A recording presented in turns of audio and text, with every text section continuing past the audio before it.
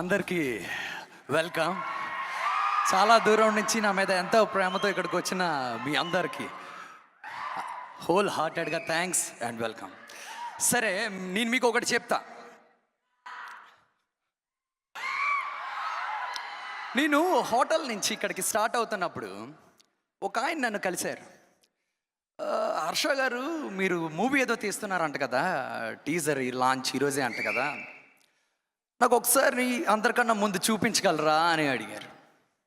సరేనే అండి, దానికే ఉంది, చూపించడమే కదా, మనల్ని ఎలాగో అభిమానించేవాళ్ళు, దానిలో ఏముందని చూడండి అని పెట్టా. ఎలా ఉంది అని అడిగా.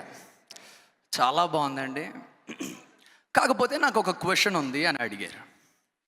ఏంటి ఆ క్వశ్చన్ అని అడిగా. అసలు సినిమా ఎందుకు అని అడిగారు. సరే, ఆ క్వశ్చన్ మీకే కాదు చాలా మందికి ఉంటుంది, డైరెక్ట్గా అక్కడే చెప్తా అనేసి స్ట్రైట్గా హాస్పిటల్లో కొంచెం బాగోపోతే చేసుకున్నాం, ఇక్కడికే వచ్చా. ఇప్పుడు నేను మిమ్మల్ని ఒక క్వశ్చన్ అడుగుతా సరదాగా.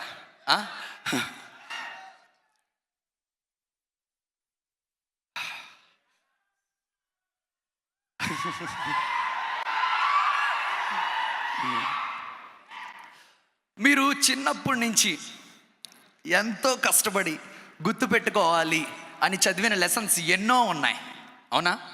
స్కూల్లో, కాలేజ్లో, అన్నిటిలో. అవి మీకు ఇప్పుడు ఎంతవరకు గుర్తున్నాయి? ఏం గుర్తుండవు కదా. కానీ ఒక్కటి చెప్పనా, మీకు అప్పుడే ఊహ తెలిసినప్పుడు దాహం వేస్తుందని ఆ నీళ్ళు కోసం ఒక కుండలో కాకి రాళ్ళేసి పైకి నీళ్ళు వచ్చాయి, తాగింది అన్న కథ గుర్తుంటుంది. ప్లస్ మీరు చిన్నప్పుడు చూసిన సినిమాలు గుర్తున్నాయా లేదా?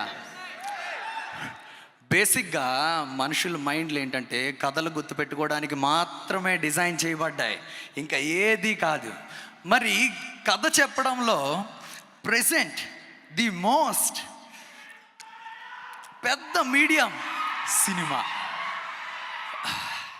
సో అందుకనే మాట మనం సినిమా చేయడం, కొన్ని కమ్యూనికేట్ చేయడానికి, ఇంకా ఆడియన్స్కి చాలా ఇంటరాక్ట్ అవ్వడానికే ఈ సినిమా అన్న మీడియంని మనం వాడుకుంటున్నాం. సో బేసిక్గా ఇదంతా ఒక 1 year బ్యాక్ స్టార్ట్ అయింది. 1 year బ్యాక్ స్టార్ట్ అయినప్పుడు నేను అనుకున్నా, ఇలా మీరు సినిమా చేస్తే బాగుంటుంది అన్నట్టు వచ్చినప్పుడు జస్ట్ నేను పాయింట్స్ అన్నీ చేసుకున్నా. ఏంటి, ఎలాగా, అసలు ఇది చేయడం వల్ల ఏవేవి అడ్వాంటేజెస్ ఉంటాయి ఏంటి. ఒకరు అన్నారు, సినిమాలు సక్సెస్ చేసుకుంటూ వెళ్ళిపోతే బోల్డ్ అంత డబ్బులు వస్తాయి అన్నారు. నిజమే కదా, మనం ఎక్కువ ఇవ్వాలంటే మనకు ఎక్కువ డబ్బులు కావాలి, లేకపోతే ఎలా అవుతుంది. రెండోది, ఇందాక మీకు చెప్పిన పాయింట్, మంచి స్టోరీస్ని, ఫిలాసఫీస్ని, ఐడియాలజీస్ని ఆడియన్స్కి కమ్యూనికేట్ చేయడానికి సినిమా అన్నది ఒక మంచి మీడియం అవుతుంది అనేసి రెండో పాయింట్ వచ్చింది. మూడోది ఏంటంటే,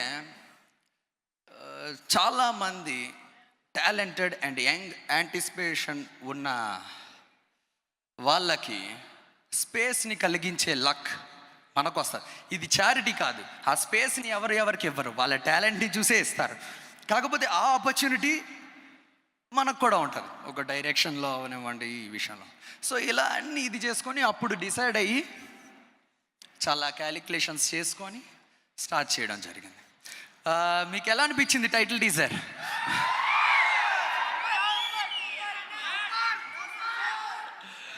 మీరు హ్యాపీ అయితే నేను హ్యాపీ.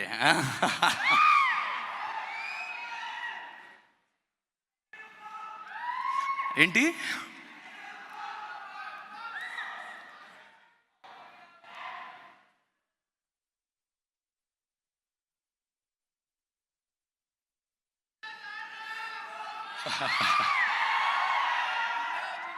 సో అలాగా అంతా స్టార్ట్ అయింది. చూద్దాం మనం ఎంత దూరం వెళ్తామో. ఒకటి మాత్రం పక్కాగా అక్కడికి వెళ్తాం ఎవరు. అయితే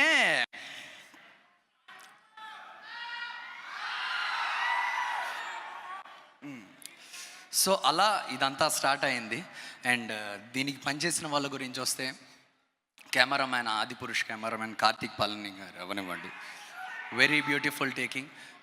చాలా సేపు డిస్కస్ చేసి ఫ్రేమ్స్ ఏంటి, ఇదేంటి, అదేంటి అని మొత్తం చూసుకున్న తర్వాత ఒక కన్క్లూషన్కి వచ్చి చేయడం జరిగింది. Very wonderful taking. Next fight master Anji గారు చాలా బ్యూటిఫుల్గా డిజైన్ చేశారు. ఆయన ఎంత బాగా చేశారంటే ఎక్సెప్షనల్. మొత్తం నేను ఫస్ట్ డే ఏం డిస్కస్ చేశానో అది కరెక్ట్గా లైవ్కి తేడానికి ఎంతమంది స్టంట్ మ్యాన్స్ కావాలి, ఎంతమంది ఎక్స్ట్రా ఫైటర్స్ కావాలి, ఇదంతా పర్ఫెక్ట్గా ఆర్గనైజ్ చేసుకున్నారు. అలాగే ప్రొడక్షన్ గురించి కూడా చెప్పాల్సింది ఏమీ లేదు. ఎక్కడ కాంప్రమైజ్ అవ్వకుండా the best of the best క్వాలిటీని ప్రజెంట్ చేశారు, అందులో డౌట్ లేదు. నెక్స్ట్ గంగాధర్ గారు అవనివ్వండి, బుజ్జి గారు అవనివ్వండి, అంజలి పవన్ గారు అవనివ్వండి, నెక్స్ట్ మా డాక్టర్ కమల్ గారు అవనివ్వండి, every one did very fantastic job. So అది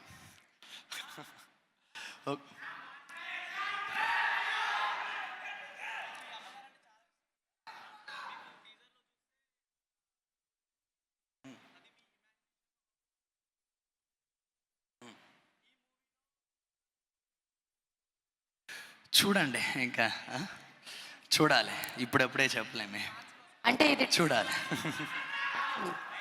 ఈజ్ ఓకే, సో మీరు హ్యాపీ కదా ఫైనల్గా?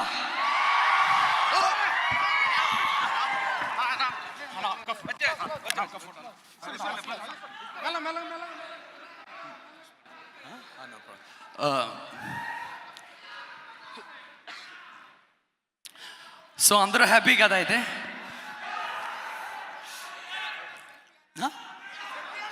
వస్తా.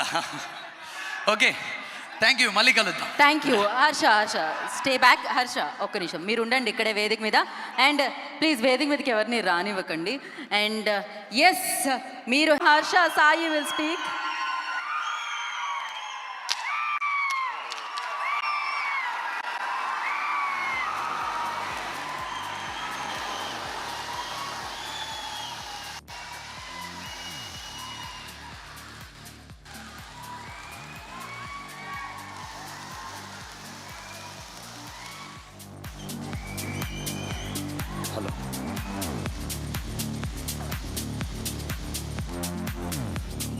హలో.